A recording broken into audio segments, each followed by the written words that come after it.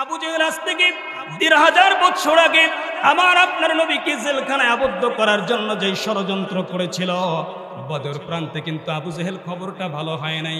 আবু জেহেল, মাজার, মুআব্বাস, দুইটা বালক সাহাবী, আমার আপনার কলিজার টুকরা নবীর দুইজন বালক সাহাবী মাজার, মুআব্বাস রাদিয়াল্লাহু তাআলা আনহুম আজমাইন, এই দুইজন সাহাবীর থেকে সে কিন্তু এই পৃথিবীর জমিন থেকে বিদায় নিয়ে আল্লাহর সন্নিকটে যেতে বাধ্য হয়েছে। আমার ভাইয়েরা, আল্লাহ এখানে বুঝিয়ে দিলেন, যারা উলামায়ে কিরামকে, আমার নবীকে, আমার নবীর ওয়ারিস বর্গকে যারা জেলখানায় আবদ্ধ করতে চায়, তাদেরকে আমি বড় কোনো মানুষ দিয়ে হত্যা করতে চাই না, বড় কোনো মানুষ দিয়ে দুনিয়া থেকে বিদায় করতে চাই না।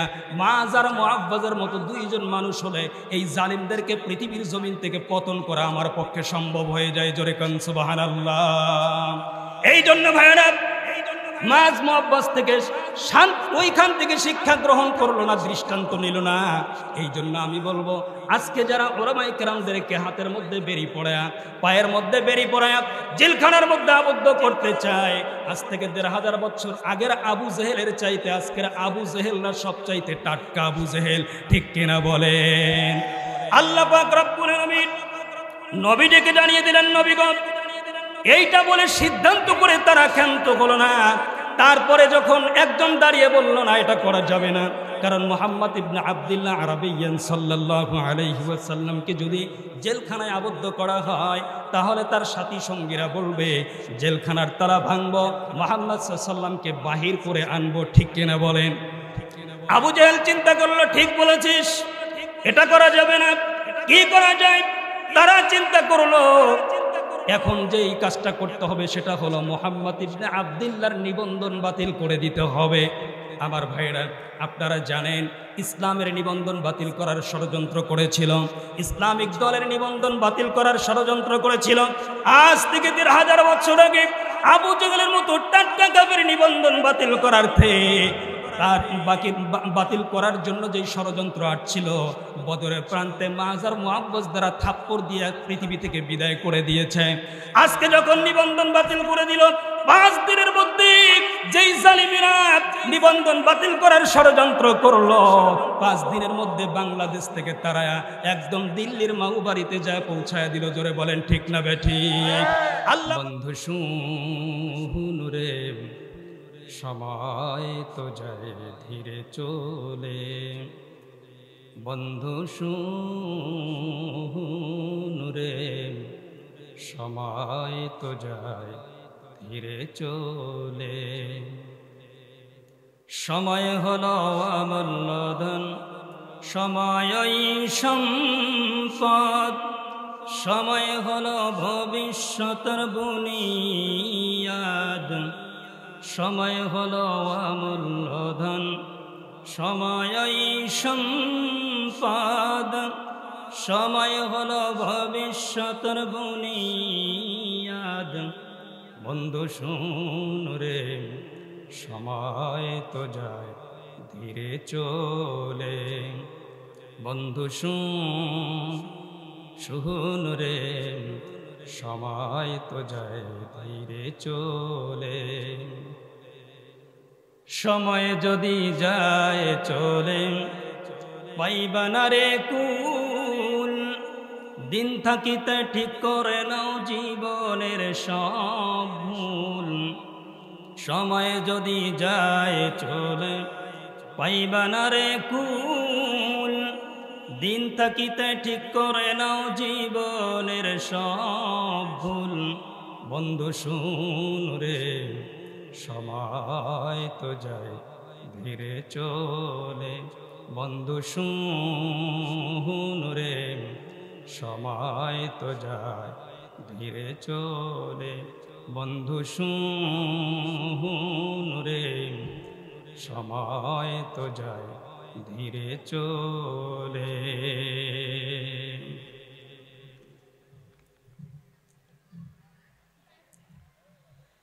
মদামদুল যুব সমাজের উদ্যোগে মদামদুল মুকাররম জামে মসজিদের উন্নয়ন কল্পে ঐতিহাসিক তাফসিরুল কোরআন মাহফিল আজকের এই তাফসীরুল কোরআন মাহফিলের সম্মানিত সভাপতি আলহাজ মোহাম্মদ আনসার আলী, বিশিষ্ট সমাজসেবক এবং রাজনীতিবিদ মদামতি। আল্লাহ তাআলা বাবাজিকে হায়াতে তজ্জিবা সিহাতে কুল্লিয়া দান করুন, সকলে বলেন আমিন। আজকের এই তাফসীরুল কোরআন মাহফিলের সম্মানিত প্রধান অতিথি আলহাজ মোহাম্মদ কাউসার জামান বাবলা, বিশিষ্ট শিল্পপতি, সমাজসেবক, রাজনীতিবিদ, মাহিগঞ্জ, রংপুর। আল্লাহ তাআলা তাকে যেন কোরআন কায়েমের জন্য, ইসলামী আন্দোলনের জন্য আমাদের প্রধান অতিথি মান্যবরকে আল্লাহ তাআলা কবুল করেন, সকলে বলেন আমিন। আজকের এই তাফসীরুল কোরআন মাহফিলের প্রধান আলোচক আমাদের মুহতারাম আমার ভাই হাফেজ মাওলানা মোহাম্মদ ফয়সাল আহমেদ হেলালি, খুলনা। আল্লাহ তাআলা যেন ভাইকে আলোচনার শেষ মুহূর্ত পর্যন্ত সুস্থ রেখে আমাদের মধ্যে ভাইকে যেন আল্লাহ তাআলা সুস্থ অবস্থায় সুন্দর আলোচনার মাধ্যমে বক্তা এবং শ্রোতা উভয়কে আমাদের মানসিক, মানবিক, আত্মিক উন্নয়নের জন্য কবুল করেন, সকলে বলেন আমিন। সম্মানিত ভাইয়েরা, আমরা শুনতে এসেছি কোরআন আল কারীম। আমরা এই কোরআন শুনে শুধুমাত্র কান সুখের জন্য কোরআন আল কারীম শুনব না, আত্মিক সংশোধনের জন্য আমাদের কোরআন শোনার দরকার আছে না নাই বলেন তো? আত্মিক সংশোধন এটা যদি না থাকে তাহলে কোরআন আল কারীম মাহফিল শুনে, কোরআনের তাফসীর শুনে আমাদের কোনো লাভ হবে না। যদি লাভ করতে চাই তাহলে আমাদের আত্মিক উন্নয়ন কল্পে শ্রবণ করতে হবে। আজকের যে আলোচনাগুলো হবে, এই আলোচনাগুলো আমাদের আত্মিক উন্নয়ন কল্পে যেন হয়। আল্লাহ যেন আমাদের জীবনকে ইসলামের জন্য উৎসর্গিত প্রাণ হিসাবে আমাদের জীবনকে কবুল করেন, সকলে বলেন আমিন। আমরা দেখেছি আজকে যেমন উন্মুক্তভাবে কোরআন আল কারীমের মাহফিল আমরা করতে পারছি, বিগত 15 থেকে 16 বছর আমরা অনেকটা মুখের মধ্যে টেপ মারা ছিল। কোরআন আল কারীমের কথাগুলোকে উচ্চকণ্ঠে এবং উন্মুক্ত কণ্ঠে বলতে পারিনি। এটা সহি কথা। এ কথার মধ্যে কোনো ভেজাল আছে কি বলেন তো? কোনো সংশয় আছে? কোনো সন্দেহ, সংশয় কিচ্ছু নাই। এটাই সত্য কথা যে কোরআন আল কারীমের এই আলোচনা উন্মুক্ত ময়দানে, খোলা আকাশের নিচে এবং প্রাণ ভরে, ভীতি ছাড়া, সংশয় ছাড়া শ্রবণ করতে পারিনি। যে আল্লাহ তাআলা আমাদের কোরআন এবং হাদিসের অনুকূলে এই দিনকে আল্লাহ তাআলা এনে দিয়েছেন, সেই রব্বে কারীমের দরবারে দিল থেকে শুকরিয়া, সকলে বলছি আলহামদুলিল্লাহ। আমরা দরুদ সালাম পেশ করছি মহান মানবতার মুক্তির দূত, আমার আপনার কলিজার টুকরা নবী, নবীজি মুহাম্মদুর রাসূলুল্লাহ সাল্লাল্লাহু আলাইহি ওয়াসাল্লামের উপরে। সম্মানিত ভাইরা, আমরা শুনতে এসেছি কোরআন আল কারীম। এই কোরআন আমরা বলতেছিলাম যে কোরআন আল কারীম বিগত প্রায় 15 বছর ধরে আমরা এত মন ভরে কোরআন শুনতে পারিনি। আজকে দেখবেন যে আজকের রাত্রিতে যে তেলাওয়াত, আজকের রাত্রি যে তাফসীরুল কোরআন মাহফিল হচ্ছে বাংলাদেশে 20 থেকে 25 হাজার মাহফিল, অনারেবল মাহফিল বাংলাদেশে হচ্ছে। আমাদের এটা গণনার বাহিরে। প্রত্যেক দিন মাহফিল হচ্ছে, 50,000-এর ঊর্ধ্বে মাহফিল হচ্ছে বাংলাদেশে। কিন্তু এই একটা মাহফিলের জন্য যাওয়া লাগতো আমাদেরকে, সর্বপ্রথম মেম্বারের কাছে যাওয়া লাগতো, সুপারিশ করার পরে চেয়ারম্যানের কাছে যাওয়া লাগতো। চেয়ারম্যানের কাছে ফোন দিয়ে যদি বুঝতাম তাহলে চেয়ারম্যান বলতো যে থানা থেকে অনুমোদন নাই। ঠিক কিনা বলেন? আমি গঠনমূলক সমালোচনা করছি যে ভাইয়েরা, আপনারা যারা বিগত হয়ে গেছেন আপনাদের শ্রদ্ধা ভরেই স্মরণ করছি এবং আমি বলছি আমার দিল থেকে কথাগুলো। যদি আমাদের কাম ব্যাক করার টাইম থেকে থাকে তাহলে আমরা ইসলামের দিকে আসব। যদি শুদ্ধ হই আমাদের জীবনের গুনাহ আল্লাহ মাফ করে দিবে। আর যদি পরিশুদ্ধ না হই, এর চাইতে বড় আযাব, বড় পানিশমেন্টের জন্য তৈরি থেকে থাকেন। ঠিক কিনা বলেন? সম্মানিত ভাইয়েরা, চেয়ারম্যান সাহেবকে যদি বলা হয়েছে, চেয়ারম্যান বলেছে না, আমাদের থানা থেকে অনুমোদন নাই। থানার ওসির কাছে গেলাম, থানার ওসির কাছে বললে ওসি বলে যে না, আমাদের এসপি থেকে অনুমোদন নাই। তো আমরা জেলা পর্যায়ে গেলাম এসপির কাছে, এসপি বলে ডিসির কাছ থেকে অনুমোদন নাই। ডিসির কাছে যদি যাই, ডিসি বলে সরাসরি সরকার আপনাকে না বলে দিয়েছে, আপনার জন্য বা আপনাদের এলাকার জন্য তাফসিরুল কোরআন মাহফিলের কোনো অনুমোদন নাই। সম্মানিত ভাইয়েরা, কোরআনুল কারীমের মধ্যে আল্লাহ তাআলা বলছেন, দি আনবিলিভার্স ডু নট জাজ according to Allah is law. আল্লাহ তাআলা বলছেন, ওয়ামান লাম ইয়াহকুম বিমা আনজালাল্লাহু ফাউলাইকা হুমুল কাফিরুন। যারা আমার দেওয়া বিধান দিয়ে সমাজ রাষ্ট্র পরিচালনা করে না, তারা কাফের। ওয়ামান লাম ইয়াহকুম বিমা আনজালাল্লাহু ফাউলাইকা হুমুজ জালিমুন। যারা আমার দেওয়া বিধান দিয়ে সমাজ, ব্যক্তি, পরিবার, সমাজ এবং রাষ্ট্র পরিচালনা করে না, তারা হলো জালিম। এখন আপনারা বলেন, এই জালিম কথাটা কোনো হিন্দুকে আল্লাহ তাআলা বলেন নাই, এই জালিম কথাটা কোনো খ্রিস্টানকে আল্লাহ তাআলা বলেন নাই, কোনো ইয়াহুদকে বলেন নাই। আমার আয়াতটা আগে বুঝবেন আমি কি বলছি। আল্লাহ তাআলা বলছেন, আমার দেওয়া বিধান দিয়ে যারা সমাজ রাষ্ট্র পরিচালনা করে না। এখন আপনারা বলেন, কোরআনুল কারীম কাদের জন্য নাজিল হয়েছে? আমাদের জন্য। বলেন কাদের জন্য? মুসলমানদের জন্য। মুসলমানকে আল্লাহ তাআলা বলছেন, তোমাদেরকে কোরআন দিয়ে চলতে হবে, কোরআন দিয়ে ব্যক্তি, পরিবার, সমাজ, রাষ্ট্র পরিচালনা করতে হবে। আল্লাহ তাআলা বলছেন, যদি আল্লাহ বলে থাকেন তাহলে এটা আমাকে মানতে হবে। যদি আমি না মানি, আমার ব্যাপারে আল্লাহ তাআলার কোনো কথা নাই। কিন্তু আমার এলাকার মেম্বার যদি মুসলিম হয়, আর সেই মুসলমান মেম্বার কোরআনুল কারীম শ্রবণ করার্থে যদি বাধার সৃষ্টি করে, আল্লাহ এখানে এই আয়াত এখানে সাবিত হয়, মাল্লাম ইয়াহকুম বিমা আনজালাল্লাহু ফাউলাইকা হুমুল কাফিরুন। এই মেম্বার হলো কাফের, কাফের, কাফের। নাউজুবিল্লাহ বলবেন না? কথা কি ঠিক বলছি না ব্যাঠিক বলছি? আল্লাহ তাআলা বলছেন, দি আনবিলিভার্স ডু নট জাজ according to Allah is law. যদি কোনো চেয়ারম্যান মুসলিম হয়, মুসলিম হওয়া সত্ত্বেও সে কোরআনুল কারীমের বাধার সৃষ্টি করে, আল্লাহ এই চেয়ারম্যানকে জালিম এবং কাফির আখ্যা দিয়েছেন। ঠিক কিনা বলেন? পৃথিবীর কোনো হিন্দুকে আল্লাহ কাফের বলেন নাই, কারণ সে তো মুশরিক, সে তো অটো মুশরিক, তাকে বলার কোনো প্রয়োজন নাই। কিন্তু আল্লাহ বলছেন, যারা সমাজ রাষ্ট্র পরিচালনা করে না আমার বিধান দিয়ে, আমার কোরআন দিয়ে, তারা হলো কাফির, তারা হলো জালিম, তারা হলো মুনাফিক। ঠিক কিনা বলেন? আজকে মুনাফিক, কাফির, এই জালিমের খাতায় যদি আল্লাহ তাআলা আমাদের কোনো মুসলিম ভাইয়ের নামটা দিয়ে থাকে, আল্লাহ যেন ওই নামটাকে ক্রস করে প্রত্যেকটা প্রতিনিধিকে ইসলামের জন্য, কোরআনের জন্য, কোরআনের রাজ কায়েমার্থে আল্লাহ যেন কবুল করেন। সকলে বলেন আমিন। আমি সম্মানিতা আমার মা বোনদেরকে বলবো, মহিলাদেরকে বলবো, আপনারা একটু যেখানে যতটুকুন জায়গা আপনাদের জন্য করা হয়েছে, জায়গা অত্যন্ত সংকুলান, আপনারা একটু চেপে চেপে বসেন। ঠান্ডার দিন, শীতের দিন আপনারা যদি চেপে বসেন তাহলে আপনাদের জন্য ভালো হবে। আমি বলবো যে প্রত্যেক মা বোন একজন অপরজনের কাছাকাছি এবং চেপে চেপে বসেন, যাতে করে আর এক বোন বসার জন্য জায়গা পেয়ে যায়। আপনি যদি বোনের জায়গা করে দেন, আল্লাহ আপনার জায়গা জান্নাতে করে দিবে। সুবহানাল্লাহ বলবেন না? সম্মানিত ভাইয়েরা, এই জন্য মা বোনদেরকে বলবো একটু সবাই সুযোগ করে দেন। বাহিরে অসংখ্য লোক ঘোরাফেরা করছে।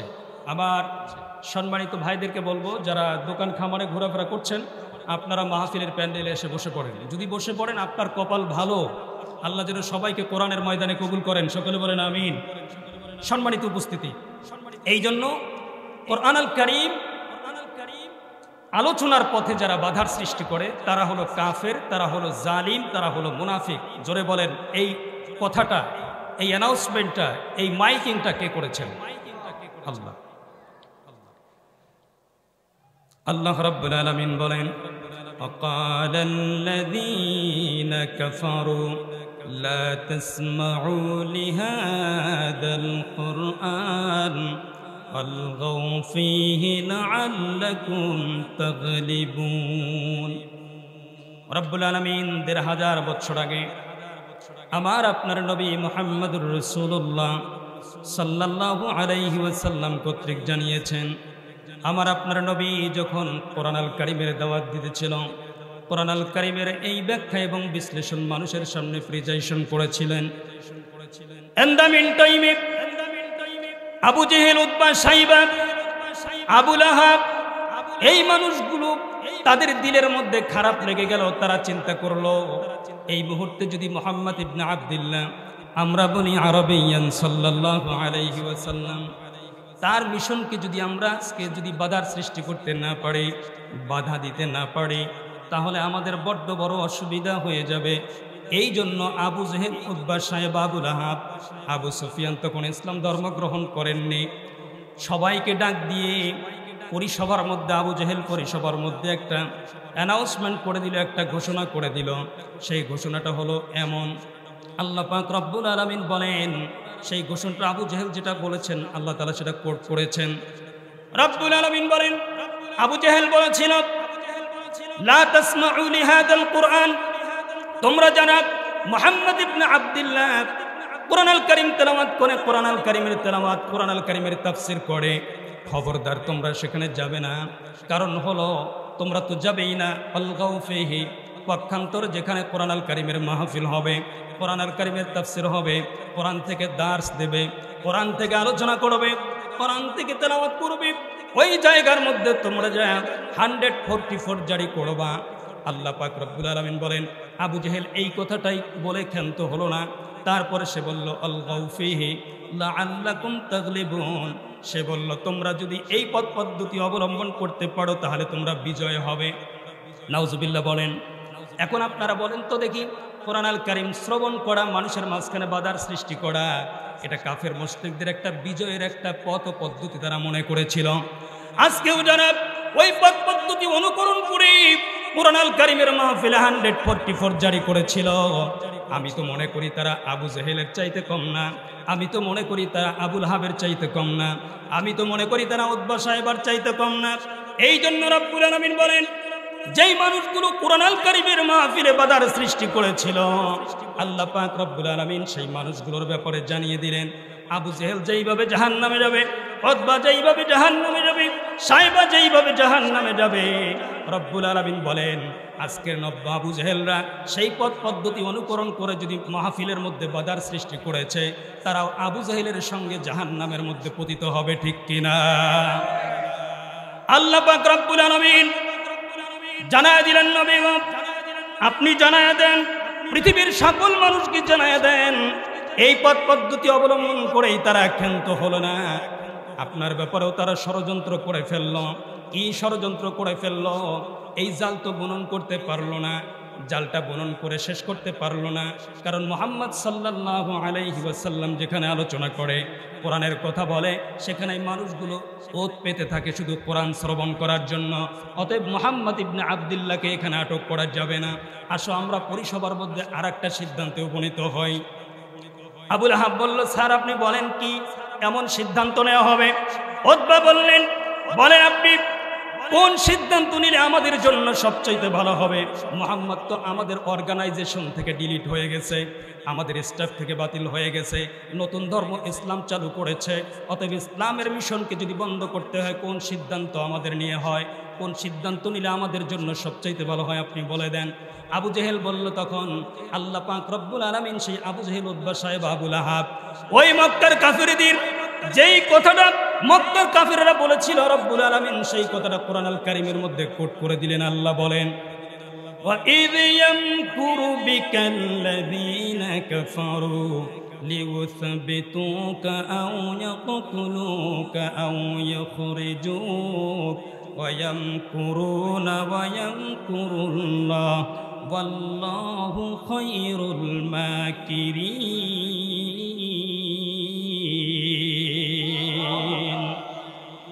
আল্লাহ পাক রব্বুল আলামিন বলেন, নবী গো আপনি স্মরণ করুন সেই সময়ের কথা, যখন আপনি কোরআন আল কারীমের দাওয়াত দিচ্ছিলেন, কোরআন আল কারীম থেকে আলোচনা মানুষের সামনে খুলে খুলে বর্ণনা করতেছিলেন। তখন আপনার বিপক্ষে আবু জেহেল উতবা সাহেবা 3টা সিদ্ধান্ত নিয়েছিল। সবচাইতে ইতিবাচক নয় নেতিবাচক 3টা সিদ্ধান্ত তারা নিয়েছিল। এই 3টা সিদ্ধান্তের মধ্যে 1 নম্বর সিদ্ধান্ত কি ছিল? ওয়া ইদিয়াম কুরু বিকাল্লাযিনা কাফারু লিউসবিতুক, মুহাম্মদকে যদি আটক করতে হয়, মুহাম্মদের দ্বীনকে যদি আটক করতে হয়, মুহাম্মদের এই মিশনকে যদি বন্ধ করে দিতে হয়, তাহলে মুহাম্মদ সাল্লাল্লাহু আলাইহি ওয়াসাল্লামকে জেলখানায় আবদ্ধ করে তার শাস্তির পায় তারা করতে হবে। জোরে কোন নাউজুবিল্লাহ। জেলখানায় মুহাম্মদ সাল্লাল্লাহু আলাইহি ওয়াসাল্লামকে রাখবে, এজন্য সিদ্ধান্ত নিল আবু জেহেলের সেই সবার মধ্যে, আবু জেহেলের কোণের মধ্যে মুহাম্মদ সাল্লাল্লাহু আলাইহি ওয়াসাল্লামকে জেলখানায় আবদ্ধ করা হবে, এই সিদ্ধান্ত নেওয়া হলো। আপনারা বলেন, আবু জেহেল জেলখানায় আবদ্ধ করার ষড়যন্ত্র করেছিল। আজকে যারা উলামায়ে কেরামকে ধরে ধরে জেলখানায় আবদ্ধ করার ষড়যন্ত্র করে, তারা কি আবু জেহেলের চাইতে কম না বেশি? এই জন্য বলবো বেশি। কারণ হল আবু জেহেল আজ থেকে ১৫০০ বছর আগে আমার আপনার নবীকে জেলখানায় আবদ্ধ করার জন্য যে ষড়যন্ত্র করেছিল, বদর প্রান্তে কিন্তু আবু জেহেল খবরটা ভালো হয় নাই।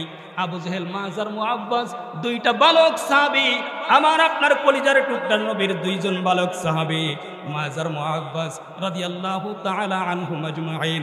এই 2 জন সাহাবীর থেকে তারা সে কিন্তু এই পৃথিবীর জমিন থেকে বিদায় নিয়ে আল্লাহর সন্নিকটে যেতে বাধ্য হয়েছে। আমার ভাইয়েরা, আল্লাহ এখানে বুঝিয়ে দিলেন, যারা উলামায়ে কেরামকে, আমার নবীকে, আমার নবীর ওয়ারিস বর্গকে যারা জেলখানায় আবদ্ধ করতে চায়, তাদেরকে আমি বড় কোনো মানুষ দিয়ে হত্যা করতে চাই না, বড় কোনো মানুষ দিয়ে দুনিয়া থেকে বিদায় করতে চাই না। মাজার, মুআব্বাসের মতো 2 জন মানুষ হলে এই জালিমদেরকে পৃথিবীর জমিন থেকে পতন করা আমার পক্ষে সম্ভব হয়ে যায়। জোরে কান সুবহানাল্লাহ।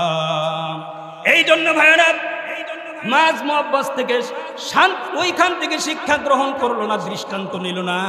এই জন্য আমি বলবো, আজকে যারা উলামায়ে কেরামদেরকে হাতের মধ্যে বেরি পড়ায়া, পায়ের মধ্যে বেরি পড়ায়া জেলখানার মধ্যে আবদ্ধ করতে চায়, আজ থেকে ১৫০০ বছর আগের আবু জেহেলের চাইতে আজকের আবু জেহেলরা সব চাইতে টাটকা আবু জেহেল। ঠিক কিনা বলেন? আল্লাহ পাক রব্বুল আলামিন নবীজিকে জানিয়ে দিলেন, নবীগণ এইটা বলে সিদ্ধান্ত করে তারা ক্ষান্ত হলো না।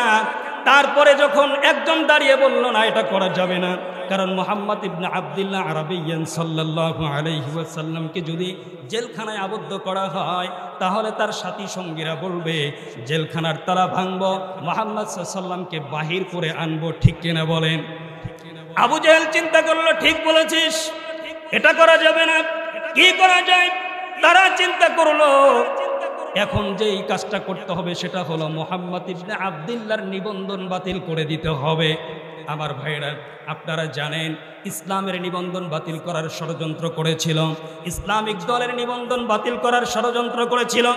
আজ থেকে ১৫০০ বছর আগে আবু জেহেলের মতো টাটকা কাফের নিবন্ধন বাতিল করার তার বাতিল করার জন্য যে ষড়যন্ত্র আসছিল, বদরের প্রান্তে মাজার, মুআব্বাস দ্বারা থাপ্পড় দিয়ে পৃথিবী থেকে বিদায় করে দিয়েছে।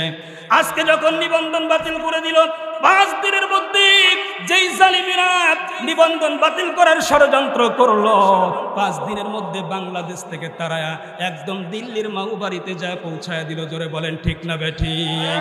আল্লাহ পাক রব্বুল আলামিন বলেন, নবী গো, তারা এই ষড়যন্ত্র করলো, চিন্তা করলো মুহাম্মাদের যদি নিবন্ধন বাতিল করে বহির্বিশ্বে যদি তাড়িয়ে দেওয়া হয়, মুহাম্মাদের এত সুন্দর আদর্শ, আমরা তার আদর্শের প্রতি লক্ষ্য রেখে বলেছি আল আমিন, বিশ্বাসী। অতএব এত সুন্দর মানুষ, যার কথায় মানুষ পাগল পড়া হয়ে যায়, যার কথায় মানুষ ইসলামের মধ্যে দলে দলে দীক্ষিত হয়, এই মানুষটাকে তাড়ায় দেওয়া যাবে না। কারণ যেই দেশে যাবে সেই দেশের মানুষগুলো তার দলের মধ্যে দীক্ষিত হওয়ার পরে এই দল ভারী হয়ে গেলে মক্কা মুআজ্জামা খুব সহজেই তারা দখল করতে পারবে। অতএব এটাও বাতিল হয়ে গেল, এটা চলবে না। 3 নম্বরে হলো কি করা যায়? আবু জেহেল চিন্তা করলো, তোমরা বলো কি করা যায়? 3 নম্বরে একজন বলল, দাঁড়িয়ে বলল, স্যার আমি একটা সিদ্ধান্ত আপনার কাছে প্রেজেন্ট করতে চাই, আপনি যদি কবুল করেন, এক্সেপশন হয়, বলো তুমি কি বলতে চাও? 3 নম্বরে হলো আউয়াতুলুক, হত্যা করা হোক। কি করা হোক? জোরে বলেন। হত্যা করা হোক। এখন আপনারা বলেন তো দেখি, বাংলাদেশে আল্লাহর নবী মুহাম্মদ সাল্লাল্লাহু আলাইহি ওয়াসাল্লামকে ১৫০০ বছর আগে আবু জেহেল, উতবা, সাইবা, আবু লাহাব আর আবু সুফিয়ান ইসলাম ধর্ম তখনও গ্রহণ করেন নাই। তারা চিন্তা করলো মুহাম্মদ সাল্লাল্লাহু আলাইহি ওয়াসাল্লামকে হত্যা করার ষড়যন্ত্র করলো। আমার ভাইরা, উতবা, সাইবা সবচেয়ে নিকৃষ্ট মৃত্যু হয়েছে। আবু লাহাবের শরীরের মধ্যে আল্লাহ পাক রব্বুল আলামিন এমন রোগ দিয়েছিল, আমার নবীকে শুধু আঙ্গুল দিয়ে আমার নবীটিকে ইন্ডিকেট করে পৃথিবীর জমিন থেকে বাতিল করে দেওয়ার ষড়যন্ত্র করার কারণে এই আবু লাহাবের শরীরের মধ্যে পচন ধরে পৃথিবী থেকে নিকৃষ্ট মানের বিদায় নিতে আল্লাহ তাআলা তাকে বাধ্য করেছেন। আবু জাহেলকে বদরের প্রান্তে আল্লাহ তাআলা বিদায় নেওয়ার জন্য বাধ্য করেছেন। আমার ভাইরা, আজকেও যারা উলামায়ে কিরামকে হত্যা করতে চায়, ফাঁসির মঞ্চের মধ্যে তাদেরকে ডেকে নিয়ে যায়, তারপরে তাদের কাছে মাথা নত করার জন্য বাধ্য করা হয়। তারা জীবন দিবে, তারপরেও কোনো বাতিলের সামনে মাথা নত করে নাই। আল্লাহ পাক রব্বুল আলামিন বলেন, এইভাবে তারা ইসলামকে থমকে দেওয়ার জন্য তারা সিদ্ধান্ত নিয়েছিল। আমার ভাইয়েরা, আল্লাহ পাক রব্বুল আলামিন বলেন, নবী গো, পৃথিবীর মানুষগুলোকে আপনি জানান দেন, ইউরিদুনা লিইউতফিউ নূরাল্লাহি বিআফওয়াহিহিম والله متم نوره ولو كره الكافرون।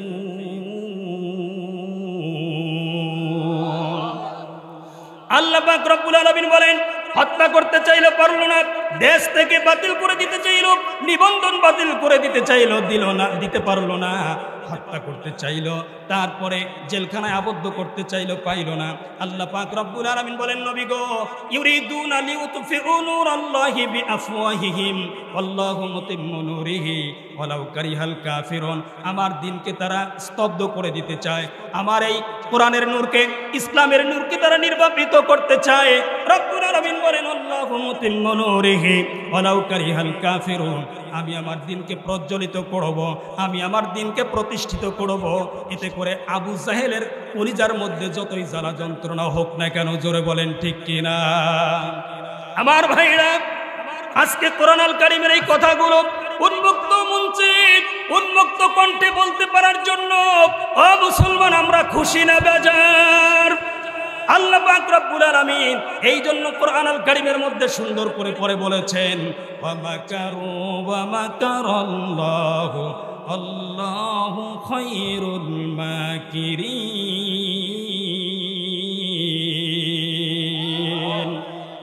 আল্লাহ পাক বলেন, নবী গো, তারাও ষড়যন্ত্র করে, আমি রব্বে কারীম সুকৌশল অবলম্বন করি।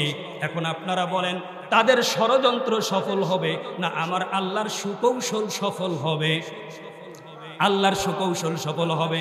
আজকে দেখেন, বাংলাদেশটা একদম আমাদের জন্য রব্বে কারীম উন্মুক্ত করে দিয়েছেন। দিল থেকে আবারও বলছি আলহামদুলিল্লাহ। সম্মানিত ভাইরা, আমি প্রত্যেকটি মানুষকে বলবো, দিন কিন্তু এটা নয়, দিন কিন্তু আরো আছে। অভাদ্র বর্ষাকাল, হরিণ চাটে বাঘের গাল, ওরে হরিণ তোরে কই সময় আসলে সবে সই। এই দিন দিন নয়, আরো দিন আছে, এই দিন নিবে তোমরা সেই দিনের কাছে, ঠিক কিনা বলেন? অতএব আজকে আমাদের হাতে ক্ষমতা আছে, যত্রতত্রভাবে ক্ষমতার অপব্যবহার করব। কিন্তু ক্ষমতার অপব্যবহার করে ফেরাউন থাকতে পারে নাই, নমরুদ থাকতে পারে নাই, হামান থাকতে পারে নাই, সাদ্দাত থাকতে পারে নাই। এই জন্য আমি কারো জোরে অনুরোধ করব, এই ভাইদেরকে কামব্যাক করার জন্য ইসলামের দিকে আসেন, যাতে করে আল্লাহ পাক রব্বুল আলামিন ওই ভাইদেরকে মাফ করে দেন। সকলে বলেন আমিন। আমি আপনাদের সামনে যেই আলোচনা করার জন্য আজকে সিদ্ধান্ত পোষণ করেছি, আমরা মুমিন। জোরে বলেন, আমরা কি? আমরা মুমিন, এতে কোনো সন্দেহ আছে? কারো সন্দেহ নাই, আমরা হলাম মোমেন, এতে কোনো সন্দেহ নাই। মোমেন হিসাবে মোমেনদের কিছু বৈশিষ্ট্য আছে। এই বৈশিষ্ট্য সম্পর্কে আপনাদের সামনে কিছু আলোচনা করার জন্য আমি সিদ্ধান্ত নিয়েছি। রব্বে কারীম যেন আমাকে আলোচনা করবার তৌফিক দান করে। এইখান থেকে আলোচনা শুনে আমরা যেন বাস্তব জীবনে আমল করতে পারি, এ তৌফিক যেন আল্লাহ আমাদের সবাইকে দান করেন। সকলে বলেন আমিন। মোমেনদের কিছু বৈশিষ্ট্য আছে, রব্বে কারীম পছন্দ করেন। জোরে বলেন, কি করেন? মোমেনদের কিছু বৈশিষ্ট্য রয়েছেন, রব্বুল আলামিন পছন্দ করেন। আল্লাহ পাক রব্বুল আলামিন, আপনারা চিন্তা করবেন, আপনার মুনিবের কাছে আপনি 20,000 টাকার চাকরি করেন, আপনার মালিকের কাছ থেকে আপনি 30,000 টাকার চাকরি করেন। আপনার মালিক যদি কথা কম পছন্দ করে, আপনি কথা কম বলবেন। আপনার মালিক যদি আপনাকে বলে যত কথা কম বলবা ততটা বেশি তোমাদের জন্য প্রমোশন হবে। আপনি চিন্তা করবেন, মালিক যেহেতু বলছে আমাকে কথা বলা যাবে না, এই পৃথিবীতে 5,000 টাকার প্রমোশনের জন্য, 5,000 টাকার বেতনের চাকরি বেশি হওয়ার জন্য, এই জন্য আপনি মালিকের কথা পোষণ করেন, মালিকের কথা মানেন। আল্লাহ পাক রব্বুল আলামিন বলেন, বান্দারে, আমারও বান্দার কিছু বৈশিষ্ট্য আছে। এই বৈশিষ্ট্যগুলো যারা মেনে চলবে, যারা তাদের জীবনে অ্যাড করে চলবে, যুক্ত করে চলবে, আমি রব্বুল আলামিন ওই বান্দাদেরকে ভালোবাসি। ভালোবাসাই শুধু শেষ নয়, ভালোবেসে তাদের জীবনের গুনাহ মাফ করে দিয়ে তাদেরকে জান্নাতের ফয়সলা করে দেই। জোরে কোন সুবহানাল্লাহ। এর মধ্যে 1 নম্বর হলো আল্লাহ বিরূপ তাকওয়া, 2 নম্বর হলো সৎকর্মশীল মুমিন, 3 নম্বর হলো সর্বক্ষেত্রে আল্লাহর উপর ভরসা, 3 নম্বর হলো বিপদে ধৈর্য ধারণ করা, 5 নম্বর হলো ন্যায়পরায়ণ শাসক, 6 নম্বর হলো একনিষ্ঠ তওবাকারী, 7 নম্বর হলো পবিত্রতা অর্জন। আপনাদেরকে মুখস্থ করতে হবে। 1 নম্বরে হলো যেই গুণটা রব্বে কারীম পছন্দ করেন সেটা হলো তাকওয়া। জোরে বলেন তো কি? তাকওয়া। 2 নম্বরে হলো সৎকর্মশীল মোমেন, মানে আমলে সলেহকারী। জোরে বলেন তো কি? আমলে সলেহকারী। 3 নম্বরে হলো সর্বক্ষেত্রে আল্লাহর উপর ভরসা। সর্বক্ষেত্রে কার উপর ভরসা? এটা হলো আরবিতে বলা হয় তাওয়াক্কুল। 4 নম্বরে হলো বিপদে ধৈর্য ধারণ, আরবিতে বলা হয় সবর ইখতিয়ার করা। প্রত্যেকটা বিষয়ের উপর আপনাকে ধৈর্য ধারণ করতে হবে। 5 নম্বর হলো ন্যায় পরায়ণতা, অর্থাৎ ন্যায় শাসন। আল্লাহ পাক রব্বুল আলামিন বলেছেন 5 নম্বর। 6 নম্বর হলো একনিষ্ঠ তওবাকারী, যারা একাগ্র চিত্তে তওবা করে আল্লাহর দিকে ফিরে আসে, জীবনের সমস্ত পাপ কাজ থেকে নিজেকে আল্লাহর দিকে রুজু করে, নিজেকে আল্লাহর কাছে সঁপে দেয়। 7 নম্বর হলো পবিত্রতা অর্জন। এই 7টা গুণ আল্লাহ পাক রব্বুল আলামিন বলেন, এই 7টা গুণ যদি কোনো মানুষ যদি অবলম্বন করতে পারে, আমি আল্লাহ ঘোষণা দিলাম সেই বান্দাগুলো আমি আল্লাহর কাছে তাদেরকে ভালোবাসি। জোরে কান সুবহানাল্লাহ। এর মধ্যে 1 নম্বর হলো তাকওয়া। 1 নম্বর কি বলেন? আবার বলেন, 1 নম্বর কি? তাকওয়া। এই তাকওয়া এমন একটা গুণ, তাকওয়া is the standard of honour to আল্লাহ। আল্লাহ বলছেন, এই পৃথিবীতে আপনার আমার সমাজে সম্মানের মানদণ্ড হলো, যে ব্যক্তি প্রফেসর হতে পারে তাকে আমরা মর্যাদা দেই, যে ব্যক্তি ইঞ্জিনিয়ার হয় তাকে আমরা মর্যাদা দেই, যেই ব্যক্তি এমবিবিএস হয়, এফসিপিএস হয় তাকে আমরা মর্যাদা দেই। আল্লাহ পাক রব্বুল আলামিন বলেন, না নবী গো, আপনি বলে দেন, ইন্না আকরামাকুম ইনদাল্লাহি আতকাকুম, আমি আল্লাহর কাছে ওই ব্যক্তি সম্মানিত যে ব্যক্তি আমি আল্লাহকে বেশি ভয় করে চলে। সুবহানাল্লাহ বলবেন না? আল্লাহ পাক রব্বুল আলামিন বলেন, নবী গো, ভয় করে চললে শুধুমাত্র কেবলমাত্র সে যে সম্মানিত হবে তা না, আমি রব্বে কারীম বলে দিলাম তাকওয়া এমন একটা গুণ, যেই জনপদের মানুষ, যেই দেশের মানুষ তাকওয়া অবলম্বন করে, আল্লাহ পাক রব্বুল আলামিন এই তাকওয়াবানদের ব্যাপারে রব্বে কারীম বলেন, if the society is guided on the basis fear of Allah, the door of blessing will open. রব্বুল আলামিন বলেন, ওয়ালাউ আন্না আহলাল কুরা আমানু ওয়াত্তাকাউ লাফাতাহনা আলাইহিম বারাকাতিম মিনাস সামাই ওয়াল আরদ। জোরে বলেন আল্লাহু আকবার। আল্লাহ পাক রব্বুল আলামিন বলেন, নবী গো, যদি কোনো মানুষ, বাংলাদেশের মানুষ, রংপুর জেলার মানুষ, মদাবদুর অঞ্চলের মানুষ, সারাইয়ের মানুষেরা যদি 2টা কাজ করে, আল্লাহ পাক রব্বুল আলামিন বলেন, আমি একটা জিনিসের ওয়াদা করলাম। 1 নম্বরে এই মদামদিনের মানুষগুলো, এই সারাই ইউনিয়নের মানুষগুলো, কাউনিয়া থানার মানুষগুলো, রংপুর জেলার মানুষগুলো, রংপুর বিভাগের মানুষগুলো যদি আমার কাছে, আমার প্রতি যদি ঈমান আনে, দিল থেকে যদি ঈমান আনে, বিশ্বাস করে। এখন আপনাদেরকে বলতে চাই, আমরা ঈমান এনেছি কার উপরে? জোরে বলেন তো দেখি, আরো জোরে বলেন, কার উপরে? আল্লাহ পাক রব্বুল আলামিন বলেন, এই মদাবদুল অঞ্চলের মানুষগুলো যদি আমার প্রতি ঈমান আনে, ঈমান আনার পর যদি আরেকটা গুণ হলো তাকওয়ার গুণ অবলম্বন করে, নবী গো আপনি জানায়া দেন, আমি রব্বুল আলামিন বলে দিলাম, ব্লেসিং উইল ওপেন। রব্বে কারীম বলেন, ঈমান এবং তাকওয়ার গুণ যদি অবলম্বন করে চলতে পারে, আসমান এবং জমিনের রহমতের দরওয়াজা আমি আল্লাহ তাদের জন্য খুলে দিব। জোরে কান সুবহানাল্লাহ। তাহলে আসমান জমিনের রহমতের দরওয়াজা যদি আপনি আমি যদি খুলে পেতে চাই, তাহলে ঈমান তাকওয়ার দরকার। জোরে বলেন, আছে না নাই? আল্লাহ পাক রব্বুল আলামিন বলেন, নবী গো, তাকওয়ার গুণ এমন একটা গুণ আমি রব্বুল আলামিন বলে দিলাম, যেই ব্যক্তি তাকওয়ার গুণ অবলম্বন করবে তার ঈমান এবং আমলগুলোকেও আমি আল্লাহ পরিশুদ্ধ করে দিব। সুবহানাল্লাহ বলেন। আল্লাহ পাক রব্বুল আলামিন বলেন, ইয়া আইয়ুহাল্লাযীনা আমানুত্তাকুল্লাহা ওয়া কুলু কওলান সাদীদা يصلح لكم أعمالكم ويغفر لكم ذنوبكم। জোরে বলেন আল্লাহু আকবার। আমার ভাইরা, আমার বন্ধুরা, এখানে রব্বুল আলামিন বলেন, ইয়া আইয়ুহাল্লাযীনা আমানুত্তাকুল্লাহ, হে ঈমানদাররা আমাকে ভয় করো, আমাকে ভয় করো। আল্লাহ পাক রব্বুল আলামিন বলেন, আমার তাকওয়া অবলম্বন করো। আকুলু কওলান সাদীদা, আর সদা সর্বদা সত্য কথা বলো। ও মুমিন মুসলমান, আপনাদেরকে বলতে চাই, সদা সর্বদা সত্য কথা বলার দরকার আছে না নাই? এমন সত্য কথা আমরা বলেছি, নির্বাচনের আগে বলেছি আপনাদের এলাকার কালভার্টটা আমরা ভালো করে দেব, যদি 5 কোটি টাকা লাগে। তারপরেও দেখা গেল নির্বাচনে পাশ করার পরে এমন সহসায় মিথ্যা কথা বলেছে, নির্বাচনে পাশ হওয়ার পরে ওই ব্যক্তি কালভার্ট তো 5 কোটি টাকা দিয়ে ভালো করে নাই, 50 লক্ষ টাকা দিয়ে, তারপরে আবার জোড়া তালি দিয়ে, বাঁশ দিয়ে, তক্তা দিয়ে, এগুলো দিয়ে ব্রিজ করে দিল। ব্রিজ 50 নয়, 60 নয়, 70 নয়, 100 দিন নয়, 1 বছরের মধ্যে পুরা ব্রিজটা ভেঙে চৌচির হয়ে গেল। অথচ সে বলল কালভার্ট ভালো করে দিব যদি 5 কোটি টাকাও থাকে। 50 লক্ষ টাকা দিয়ে মাত্র কি করে জোড়া তালি দিয়ে কালভার্ট ভালো করে দেয়, সেই কালভার্ট 1 বছরের মধ্যে আবার ভেঙে যায়। আল্লাহ পাক রব্বুল আলামিন বলেন, ও মুমিনরা, তোমরা যখন মানুষের সামনে ওয়াদা করবা, মানুষকে কথা দিবা, খবরদার সত্য কথার মাধ্যমে মানুষের সামনে ওয়াদা করবা। এখন আপনারা বলেন তো দেখি, বাংলাদেশে অধিকাংশ নেতারা মুসলমান না হিন্দু? হিন্দুরা মুসলমান? মুসলমান। অধিকাংশ নেতারা হলো মুসলমান। আল্লাহ পাক রব্বুল আলামিন বলেন, এই মুসলমান নেতৃত্ব পাবার পরেও এত সহসা মিথ্যা কথা বলে। শয়তানও মাঝে মাঝে বলে, এত মিথ্যা কথা আমিও বলি না, এত মিথ্যা কথা বলছে, এত মিথ্যা কথা বলছে। একটা রাস্তার জন্য বরাদ্দ হয়ে যায় 10 কোটি টাকা, তার মধ্য থেকে মাত্র 1 কোটি টাকা দিয়ে রাস্তাটা বিনির্মাণ করে, আর 9টা কোটি টাকা সে নিজে খায়, তার আমলাদের খাওয়ায়, কর্মীদের খাওয়ায়। এইভাবে জনগণকে ফুসলিয়ে ভালিয়ে তারপরে জনগণকে ধোঁকা দিয়ে তারা তাদের পেট পূজা করেছে। ঠিক কিনা বলেন?